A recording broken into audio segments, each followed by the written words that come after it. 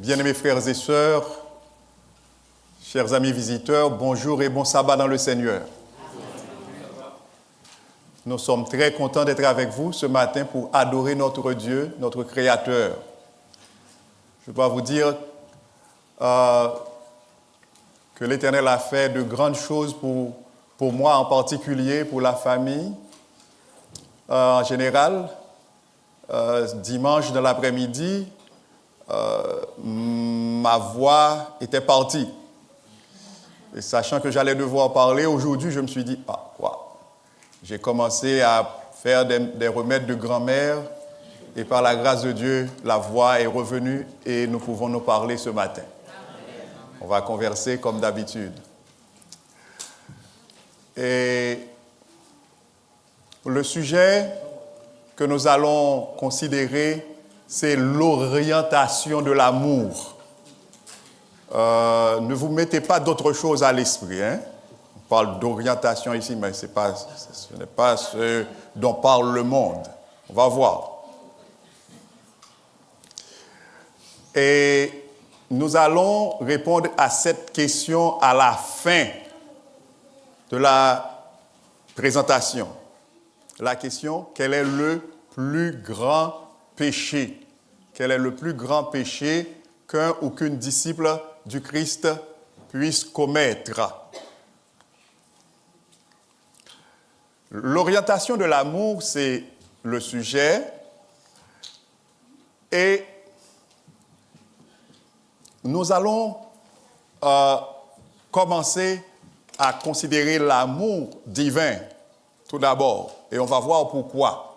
Mais juste avant, faisons une prière. Céleste Père, nous allons parler de toi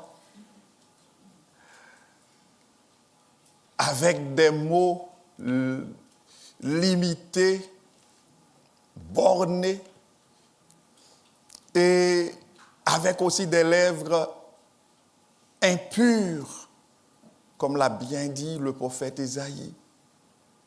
Viens à notre aide. Purifie non seulement mes lèvres, mais mon être tout entier. Et que par ta grâce, ta parole soit communiquée à ton peuple pour l'édification de nous tous. Que par ta grâce, Seigneur, non seulement que nous arrivions à comprendre ta parole, mais surtout, par ton Esprit Saint, aide-nous à la mettre en pratique dans notre vie de chaque jour pour notre sanctification. Écoute nos prières. Nous te les adressons au nom de notre Sauveur Jésus. Amen.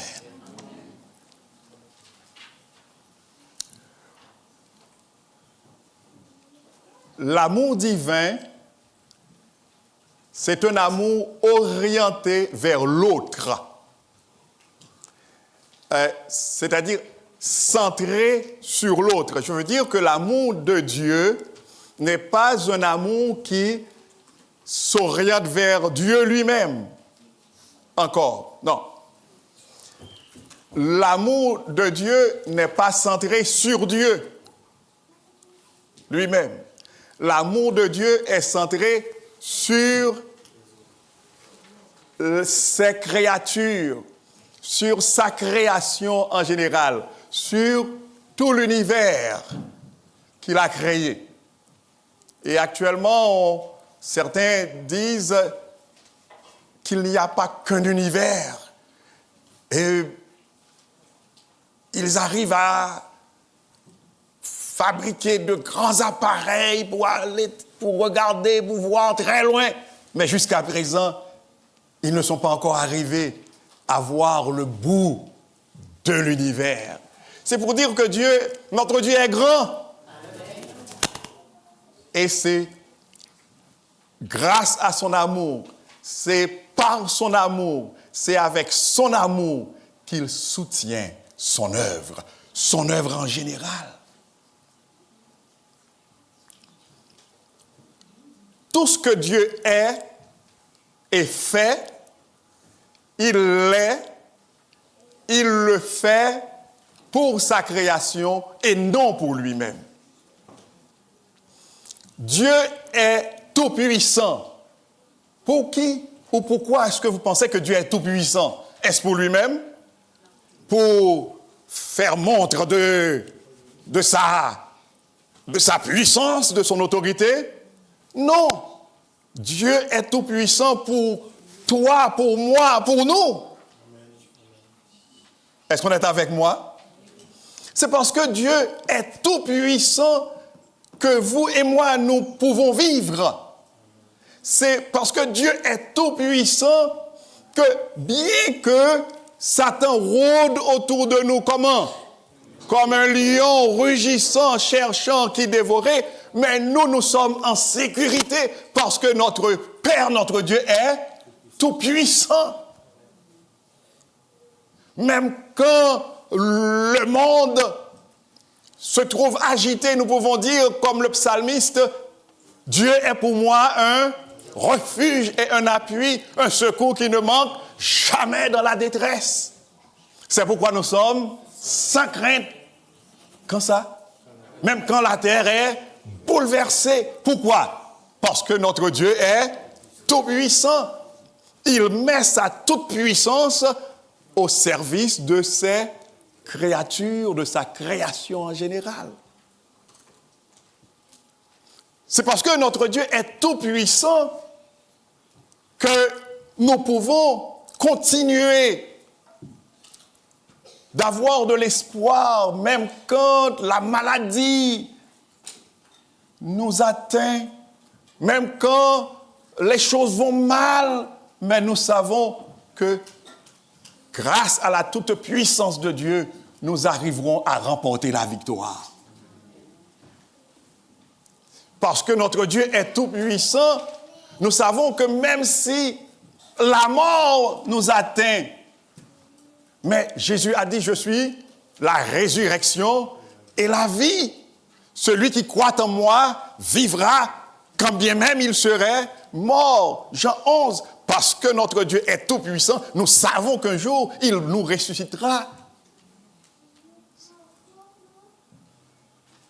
Dieu est tout-puissant, pas pour lui-même, mais pour nous autres, pour sa création. C'est grâce à sa toute-puissance qu'il soutient tous les mondes, toutes les galaxies, toutes les constellations. C'est grâce à sa toute-puissance. On comprend ça? Donc, l'amour de Dieu, la toute-puissance de Dieu n'est pas à son propre service, mais au service des autres, au service de sa création. Dieu est omniscient. Mais écoutez bien, l'omniscience de Dieu, ce n'est pas pour qu'il fasse parler de lui, qu'il est omniscient, non. Il met encore son omniscience au service de sa création, de nous autres, bien-aimés. C'est parce que notre Dieu est omniscient que, en dépit du fait que le monde va mal aujourd'hui, mais nous savons que notre Dieu est au contrôle. C'est parce que notre Dieu est omniscient que nous savons que, en fait, comme le dit le psalmiste, avant même notre conception, il avait déjà devant lui tous les jours de notre existence. Nous n'avons rien à craindre parce que notre Dieu est omniscient. Notre Dieu est omniprésent. Mais l'omniprésence de Dieu encore, c'est pourquoi? C'est pour nous épier? Non. C'est parce que notre Dieu est omniprésent que nous pouvons dire l'ange de l'Éternel campe autour de ceux qui le craignent et les arrache au danger. Partout où nous sommes, nous savons que nous pouvons bénéficier de la présence de notre Dieu, n'est-ce pas vrai? Notre Dieu, il est essentiellement amour. Et comme nous l'avons lu dans 1 Jean 4, verset 8, Dieu est amour. Le texte ne dit pas tout simplement que Dieu aime ou Dieu a de l'amour en lui, mais Dieu est amour. Et comprenez bien, l'orientation de l'amour de Dieu est une bonne nouvelle pour nous tous qui croyons en lui. Peut-être que vous êtes en train, ou que nous sommes en train de lutter avec des problèmes, des difficultés de tout genre. Mais sachant que notre Dieu est amour et qu'il est non seulement amour, je dis souvent aux gens, si Dieu était seulement amour et qu'il n'était pas omnipotent, omniscient, omniprésent, cet amour n'allait servir à rien. Cet amour ne servirait à rien. Comprenez bien, je sais que sœur Hélène aime beaucoup Esther, mais si un lion s'attaque au-delà, que va faire sœur Hélène? Elle va cacher Esther, bien cachée, mais est-ce qu'elle pourra se battre contre le lion? Non. Il lui manque de puissance. Mais notre Dieu, non seulement il est amour, mais il est aussi tout puissant. Amen. Ce matin, je ne sais, peut-être que vous êtes en train de lutter contre une maladie. Peut-être que les médecins vous ont dit, bon, c'est fini. Peut-être que vous êtes en train de lutter contre un problème familial, je ne sais. Peut-être que vous luttez contre des vices, des habitudes néfastes qui vous détruisent la vie. Ne vous découragez pas. Ne nous décourageons pas. Parce que notre Dieu est essentiellement amour. Et non seulement il est essentiellement amour, il est tout puissant et il est aussi omniscient. Oh, c'est au psaume 147, l'intelligence de notre Dieu n'a point de limite. N'a point de limite. Au psaume 135, nous lisons, tout ce qu'il veut, il le fait dans les cieux et sur la terre. Tout puissant, omniscient. Et il est en même temps partout. Quel grand Dieu. Ne nous décourageons pas. La victoire est possible avec Dieu. La victoire est possible avec Dieu. Son amour est centré sur nous, ces créatures. Son amour est orienté vers nous et centré sur nous. Nous n'avons pas à nous décourager. Alléluia. Dans Apocalypse 12, nous lisons qu'il y avait une guerre dans le ciel. Entre qui encore? Entre Michel, qui est qui encore? Michel, c'est qui? Jésus. Michael. Qui est semblable à Dieu? Ou celui qui est semblable à Dieu. Et la Bible nous dit que nul n'est semblable à Dieu, sinon que Dieu lui-même. Michel et ses anges combattirent contre le dragon. Mais le texte continue pour nous dire, le dragon et ses anges ne furent pas les plus forts. Qui est-ce qui était les plus forts? Jésus. Alléluia. Jésus, le plus fort. Il a précipité l'adversaire parce qu'il était le plus... Non seulement il est et il sera toujours le plus fort. Et dans Hébreux 2, Paul nous dit qu'à la croix, Jésus a anéanti Satan. J'aimerais que nous lisions ce texte. Hébreux chapitre 2. Hébreux chapitre 2, versets 14 et 15.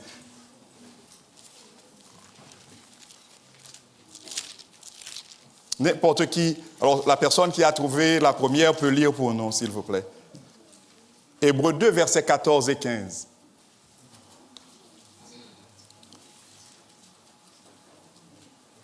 Ainsi donc, puisque les enfants participent au sang et à la chair, il y a également participé lui-même, afin que par la mort, il anéantisse celui qui a la puissance de la mort, c'est-à-dire le diable. Amen. Et qu'il délivra tous ceux qui, par crainte de la mort, étaient toute leur vie retenus dans la servitude. Amen. Qu'est-ce que Jésus a fait? Il a anéanti. Qui est ça? Celui qui a la puissance de la mort. C'est qui? Le diable. Il a réduit comment? Anéant le diable. Donc aujourd'hui, bien-aimés, sachant que notre Dieu est tout-puissant, omniscient, omniprésent, quelles que soient les circonstances, nous n'avons pas à nous décourager. Soyons de bon courage, parce que la victoire est à nous. Parce que notre Dieu est le vainqueur des vainqueurs. Alors, pourquoi est-ce que nous avons parlé de cet amour, de l'amour de Dieu? Voyons Éphésiens 5, verset 1er. Éphésiens 5, verset 1er.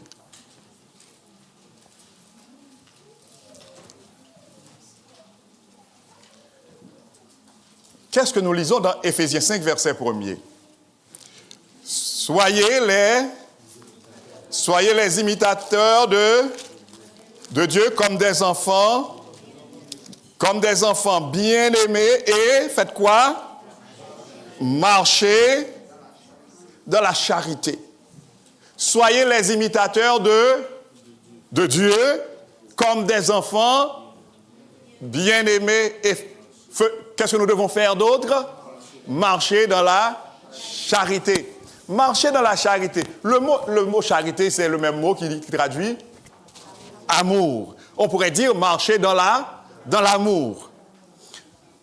Nous allons faire un petit calcul. Vous êtes avec nous, s'il vous plaît? Dieu, notre Dieu, il est essentiellement amour. Nous ne pouvons pas être essentiellement amour, n'est-ce pas vrai? Tout au moins, nous pouvons aimer. Vous êtes d'accord? L'amour de Dieu est orienté vers lui-même, est centré sur lui-même. C'est ce que nous avons vu? Non. Absolument non. Et je vais vous dire quelque chose. Souvent, j'entends des gens dire que la louange est la nourriture de Dieu parce que Dieu nous demande de le glorifier. Mais vous savez, Dieu ne nous demande pas de le glorifier pour lui-même. Hein? Non. Dieu ne nous demande pas de le glorifier pour nous-mêmes. Dieu ne nous demande pas de le glorifier pour lui-même. OK? Je reprends. Dieu ne nous demande pas de le louer pour lui-même. Il nous demande de le glorifier pour nous-mêmes encore. Non? Sœur Ruby rit. Sœur Ruby trouve que c'est drôle, ça.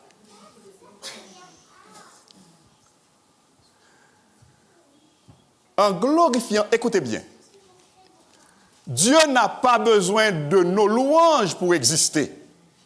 Parce que Dieu existe de par lui-même. On est là? Quand nous louons Dieu, qu'est-ce qui arrive? Quand nous témoignons de la reconnaissance envers Dieu, qu'est-ce qui arrive?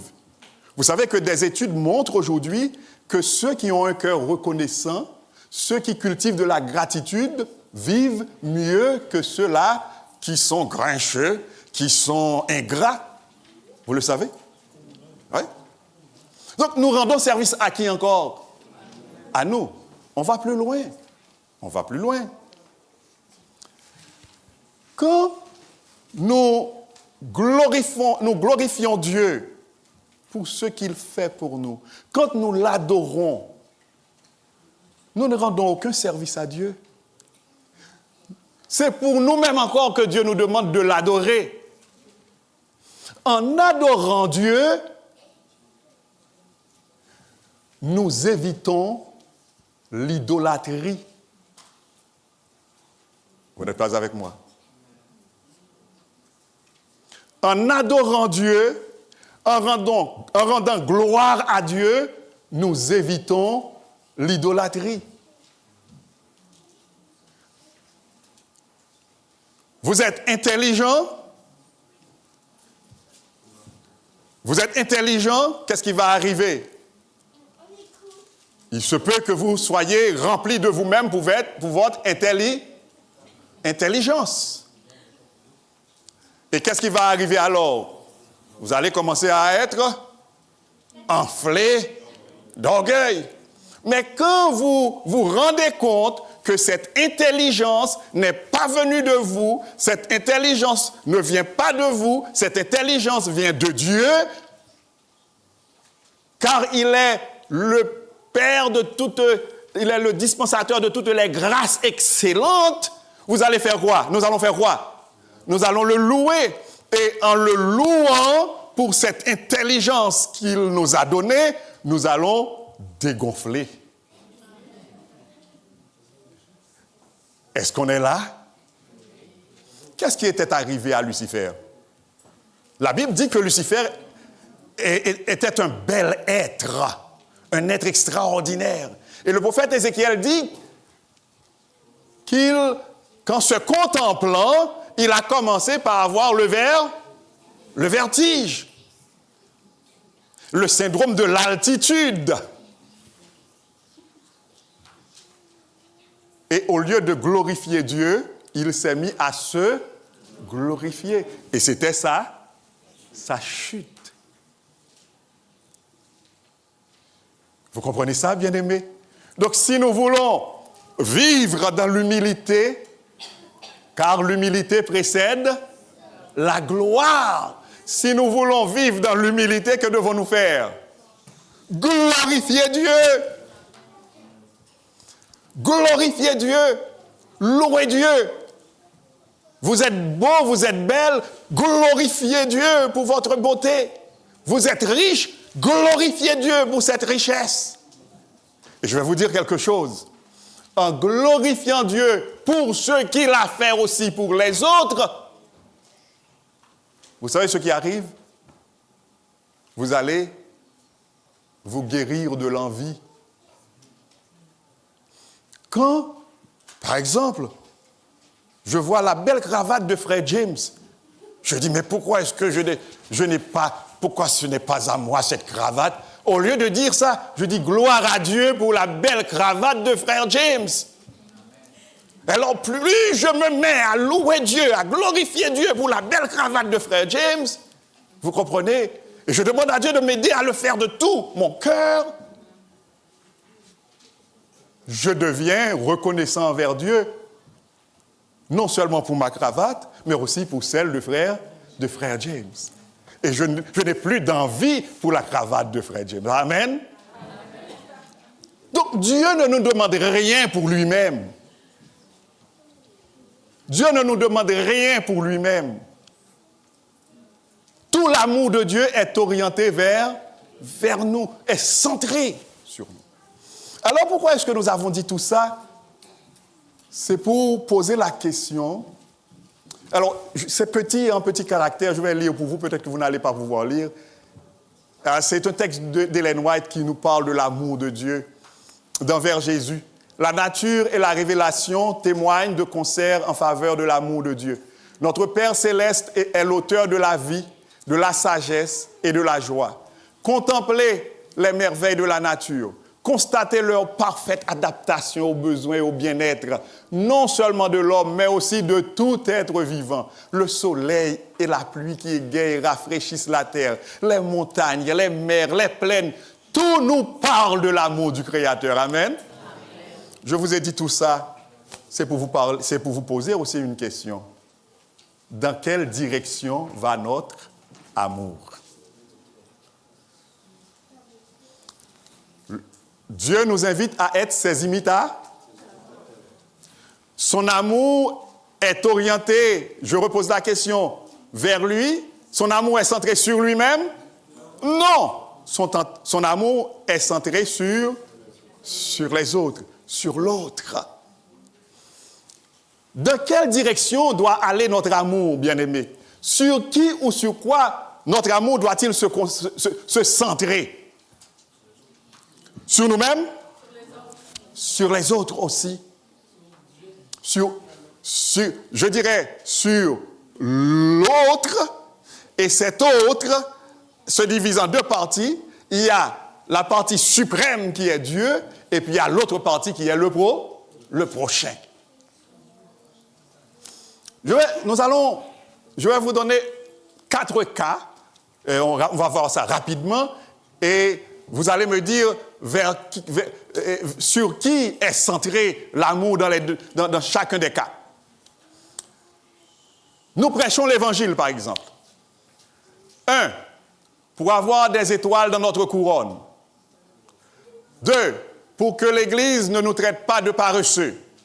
3, pour montrer nos compétences. Ce groupe de raisons est orienté vers qui? Est centré sur qui? Sur nous-mêmes. C'est positif ou négatif? C'est dangereux ou salutaire? Dangereux. Parce que c'est centré sur le moi, sur nous. Alors, dans nous, il y a le moi aussi. Deuxième groupe, nous prêchons l'évangile pour que ces nombreuses âmes désespérées dans le monde puissent trouver de l'espoir en Jésus-Christ, pour le salut du plus grand nombre de nos semblables, pour que le règne de notre Seigneur Jésus puisse s'établir, etc. Vers qui s'oriente ce deuxième groupe? Sur qui est centré ce deuxième groupe? Sur Dieu d'abord et sur le prochain. C'est correct ça? C'est très bien. Deuxième cas, nous donnons dîmes et offrandes. 1, pour faire avancer l'œuvre de la prédication de l'Évangile. 2, pour aider l'Église à venir en aide à ceux qui sont dans le besoin. 3, pour honorer notre Créateur avec nos biens, etc. Sur qui ou sur quoi est centré ce premier groupe? Sur Dieu et le prochain. Deuxième groupe, pour éviter des malédictions et recevoir des bénédictions. Pour attirer le respect de la direction de l'Église et montrer que nous sommes de bons membres d'Église. Parce qu'on nous contraint de le faire. Ce deuxième groupe, sur soi-même, sur nous-mêmes, sur le moi, c'est dangereux? Oui, c'est dangereux. On va voir pourquoi c'est très dangereux. Troisième cas, nos insupportables. Nos insupportables. Je ne tolère point un tel ou une telle, parce qu'il blesse constamment mes sentiments. He or she hurts my feelings. Je ne le tolère pas. Je ne la tolère pas. Je ne me sens même plus capable d'adorer à ses côtés. C'est orienté vers qui? C'est centré sur qui? Sur le moi. Moi, je ne tolère pas un tel. Je ne tolère pas une telle. Il blesse mes sentiments. Moi, je ne me sens pas capable d'adorer à ses côtés. Moi. Et le texte dit, soyons les imitateurs de Dieu comme des enfants bien-aimés. Les enfants héritent de leurs parents. Notre Dieu est amour. C'est vrai que nous ne pouvons pas être amour, mais au moins nous pouvons aimer. C'est pourquoi le texte continue pour dire que nous devons pratiquer la charité, l'amour. Deuxième groupe, par rapport au premier groupe. Pourquoi un tel ou une telle est-il ou est-elle si blessant ou blessante? Et même tranchant même. Ne serait-ce pas à cause de ses propres blessures? Comment, avec l'aide du Saint-Esprit de Dieu, puis-je l'aider à penser ses blessures et trouver un soulagement pour son âme? Ce deuxième groupe est orienté vers qui? C'est centré sur qui? Sur le prochain. sur le prochain.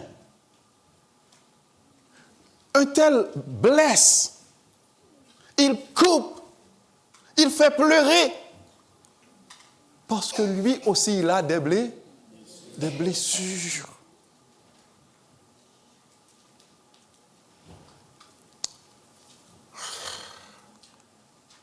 Nos insupportables 2. Sœur Luce, fermez-vous les oreilles. Cet élève est un petit démon que le diable a envoyé ici pour nous persécuter. Il nous donne trop de problèmes. Nous devons nous débarrasser de sa présence à l'école pour avoir notre paix.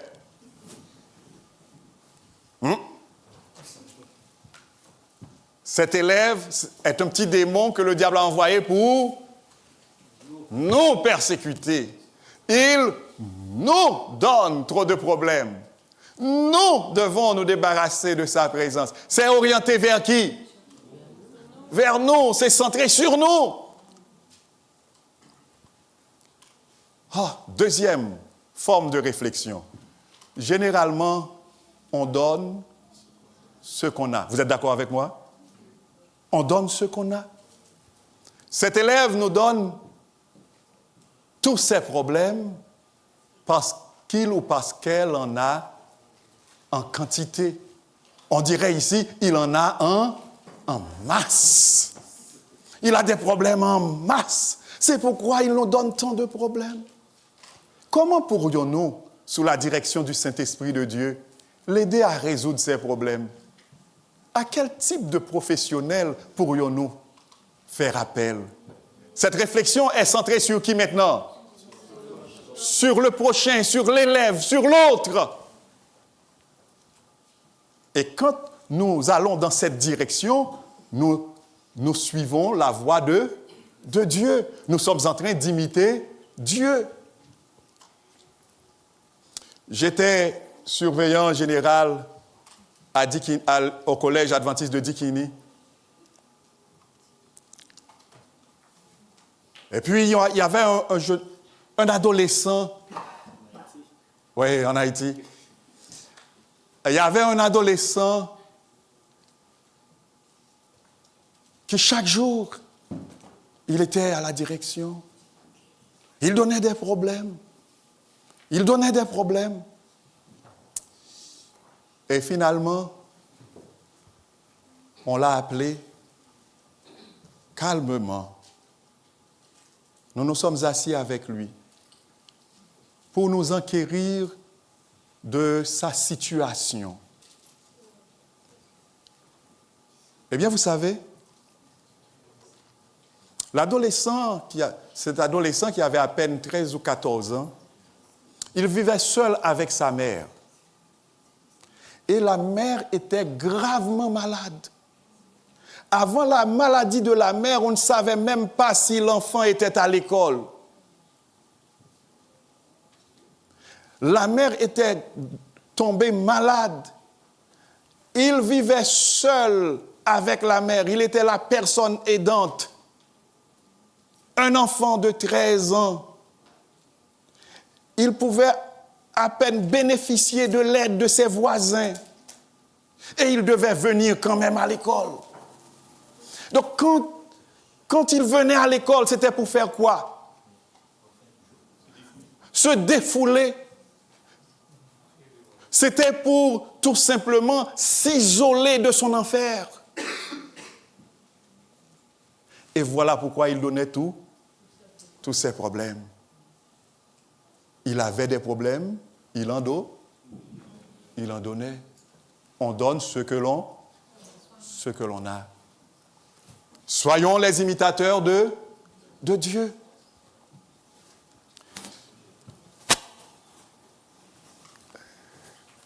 J'ai cette réflexion pour vous ce matin. Où est-ce que Paul et Étienne vont passer leur éternité? Vous allez me dire, mais qu'est-ce que cette question est venue faire ici? Lisez pour nous rapidement Acte 7, versets 54 à 60. Rapidement. Parce que je vois l'heure un petit peu là qui s'envole, je ne sais pas. Hein?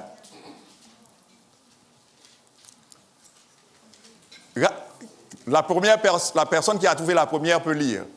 En entendant ces paroles, OK. ils étaient furieux dans leur cœur. Vous n'avez pas de micro, on pourrait donner un micro. On va essayer de- OK, allez plus fort, frère Michael. Ils étaient furieux dans leur cœur et ils grinçaient des dents contre lui. Mais Étienne, rempli du Saint-Esprit, et fixant les regards vers Bleu. le ciel, vit la gloire de Dieu et Jésus debout à la droite de Dieu. Et il dit, voici, je vois les cieux ouverts et le Fils de l'homme debout à la droite de Dieu. Ils poussèrent alors de grands cris en se bouchant les oreilles et ils se précipitèrent tous ensemble sur lui. Le traînèrent hors de la ville et le lapidèrent. Les témoins déposèrent leurs vêtements aux pieds d'un jeune homme nommé Saul. Arrêtons donc un instant. Et les gens, c'est le micro bleu pour frère Michael, s'il vous plaît. Les gens, qu'est-ce qu'ils ont fait à Étienne? Ou qu'est-ce qu'ils faisaient? Qu'est-ce qu'ils étaient en train de faire? Ils étaient en train de lapider Étienne. Et il y avait un jeune homme présent. Comment s'appelait-il encore? Saul. Qu'est-ce qu'il faisait encore? Il cherchait à protéger Étienne, c'est ça? Pourquoi est-ce qu'il était là?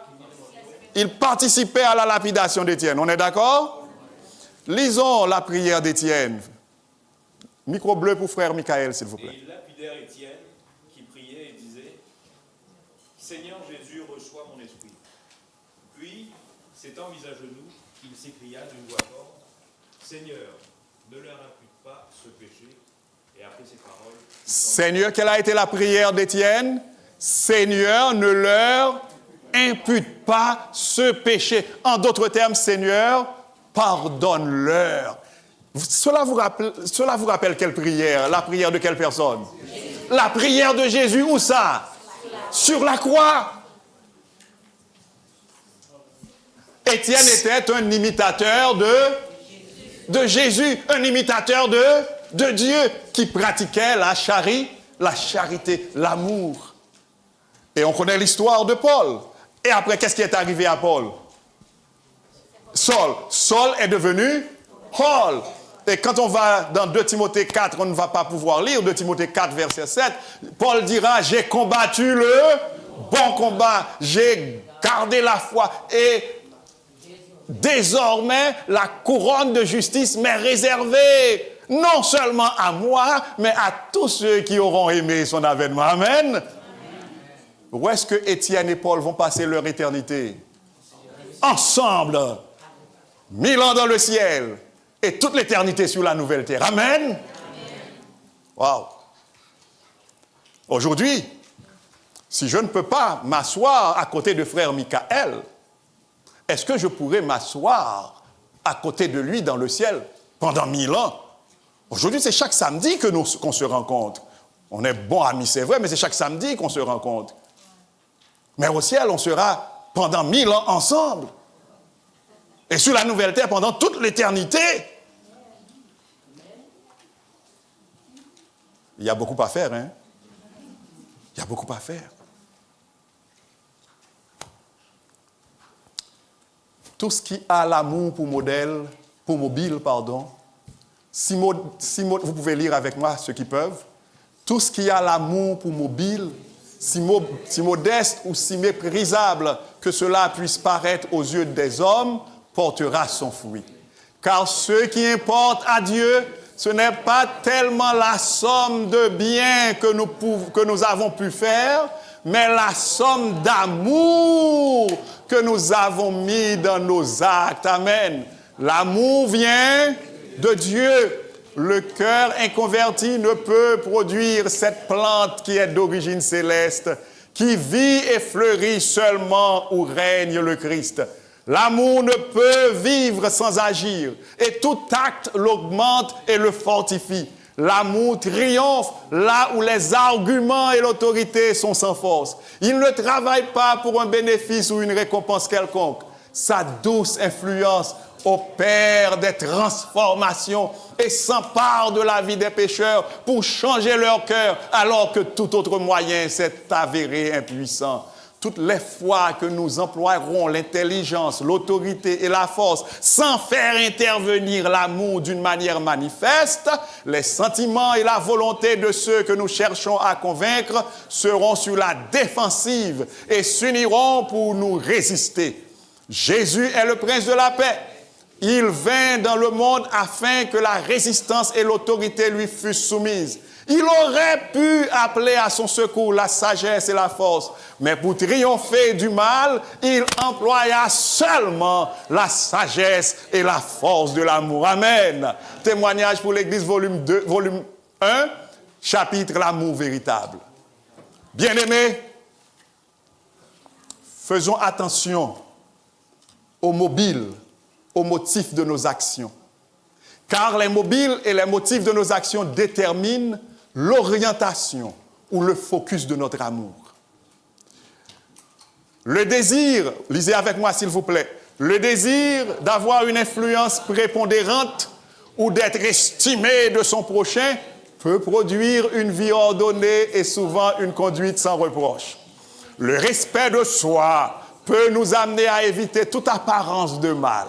Un cœur égoïste peut nous entraîner à des actions généreuses, à reconnaître la vérité révélée pour notre temps, à faire montre d'humilité et de sympathie. Mais les mobiles de ces actes sont comment? Impurs et décevants, parce que ces actes ne sont pas orientés vers le prochain, vers Dieu d'abord, vers le prochain, mais c'est orienté vers nous, c'est centré sur nous. Les autres qui voient, ils vont dire « Oh, mais c'est un homme généreux, c'est un homme de bien. » Et pourtant, Dieu, lui, il va dire, comme il a dit pour les Israélites au temps d'Ésaïe, « Vos offrandes sentent mauvais à mes narines. » Parce que ce n'est pas centré sur moi, ce n'est pas centré sur le prochain, c'est centré sur vous. Les actions qui découlent de ce cœur n'ont pas une odeur de vie et ne portent pas les fruits d'une vraie sanctification, car elles ne sont pas la conséquence d'un véritable amour. Il faut rechercher et cultiver l'amour, car son influence est divine. Et cet amour que nous devons rechercher, bien-aimés, c'est l'amour de Dieu, l'amour divin, l'amour que Dieu nous appelle à imiter. Soyez les imitateurs de Dieu, comme des enfants bien-aimés. Pratiquons la charité, l'amour orienté vers Dieu d'abord, vers le prochain ensuite. Quel est le plus grand péché qu'un disciple ou qu'une disciple du Christ puisse commettre?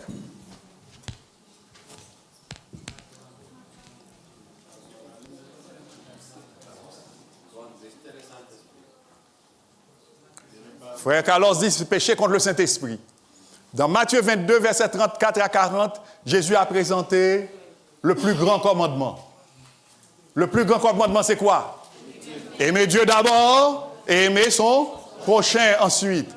1 Jean 3, verset 4. Qu'est-ce que le péché?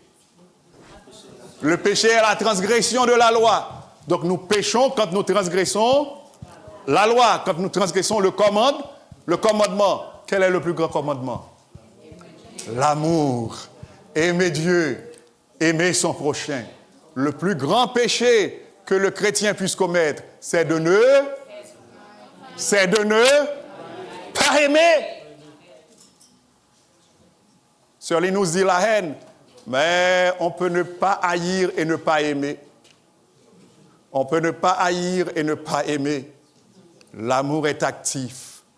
Le plus grand péché qu'un ou qu'une disciple du Christ puisse commettre, c'est de ne pas aimer, de ne pas pratiquer l'amour, le véritable amour. L'amour qui vient de Dieu. L'amour que seul le Saint-Esprit de Dieu peut produire dans le cœur de l'homme. Tandis que nous allons terminer. Ceux et celles qui veulent dire à Dieu comme moi. Parce que, remarquez bien ce message que que j'ai partagé avec vous ce matin, c'est juste un partage, c'est un témoignage.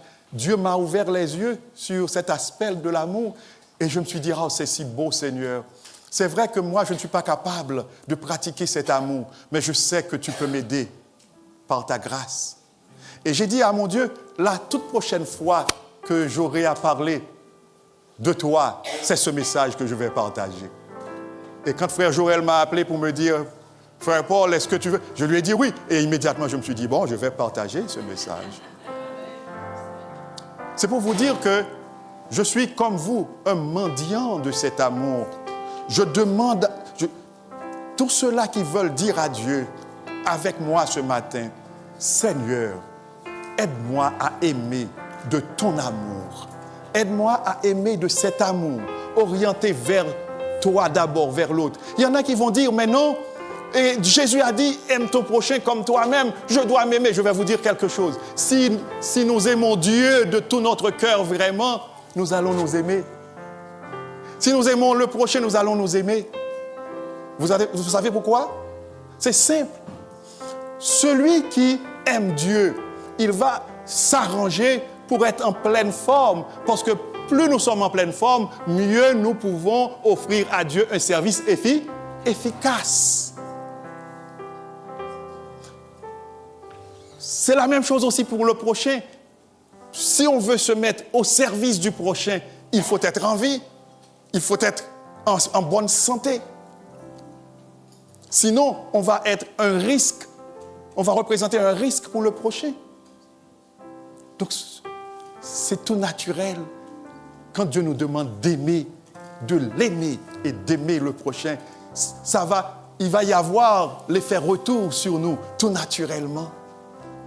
Tous ceux qui veulent faire cette prière à Dieu ce matin avec moi, levez-vous seulement la main. Amen.